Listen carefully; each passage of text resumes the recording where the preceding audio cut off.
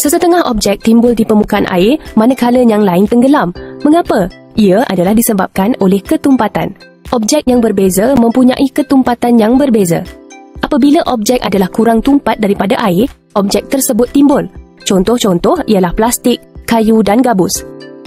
Apabila objek adalah lebih tumpat daripada air, objek tersebut tenggelam. Contoh-contoh ialah logam, kaca dan tanah liat.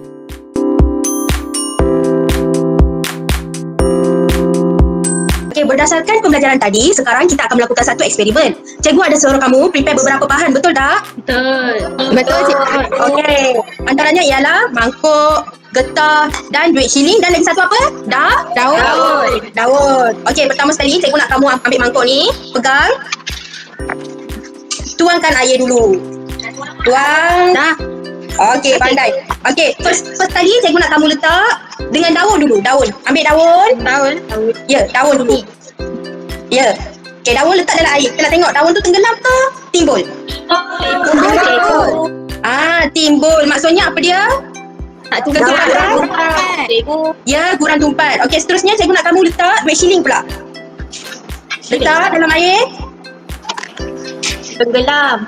Tenggelam. Betul, tenggelam. Maksudnya apa? Lebih tumpat. Sekarang getah pula. Tak je dalam air getah tu. Tenggelam ke timbul? Timbul daripada daun tenggelam lagi sikit. Sederhana ke timbul semua? Sama je. Sama. Maksudnya daun dan getah adalah kurang tumpat.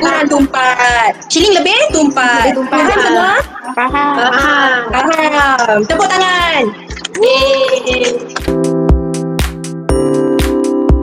Okey, tadi kita dah buat eksperimen. Berdasarkan eksperimen tu, kali ni cikgu nak tanya soalan untuk tengok kefahaman kamu. Kamu faham ataupun tidak? Kita nak main game. Okey, jom kita mulakan.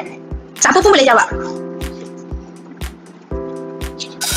Okey, antara berikut yang manakah mempunyai ketumpatan yang paling tinggi? Kaca. Kaca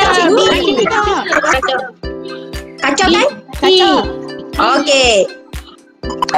Okey, betul. Yang kedua, kenapa minyak terapung atas air? Kenapa? Kerana minyak kurang tumpat daripada air. Ya, betul. Jawapan dia C. Jom kita try. Ya, betul. Okey, objek yang manakah tenggelam dalam air? Buli. Yang mana? Buli. Maksudnya A. Okey, objek yang daripada akan timbul. Okey, isi tempat kosong. Lebih kurang A. Betul tak ya? B kan? lebih tumpat. B ke B? A ke B? B. Okey. Objek yang manakah timbul dalam air? Jom kita tengok yang mana.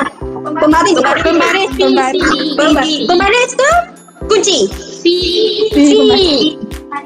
Okey, kita try tekan Okey.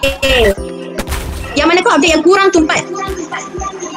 Pimpang. Betul tak? Betul. Dan mengapa objek tersebut tenggelam? Yang ni apa tadi kita buat tengok apa dia ni? Duit shilling. Okey. Jawapan dia? A. Okey, antara sudu besi, guli dengan pensel, yang manakah kurang tumpat daripada air? Yang mana? A ke B? C? B. Okey, apakah objek yang timbul di permukaan air? A. Betul. Okey, air yang ni? Air kurang tumpat. C. Okey, objek yang apa daripada air akan tenggelam? Lebih tumpat. A. Okey, apakah objek yang tenggelam dalam air? Pemadam. Okey, balon daripada udara. Apa dia? Kurang tumpat. B.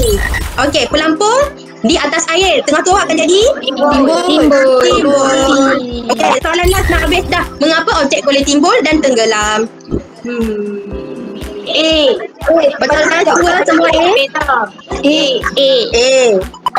Okey, maknanya kamu semua faham yang kita belajar pada hari ini.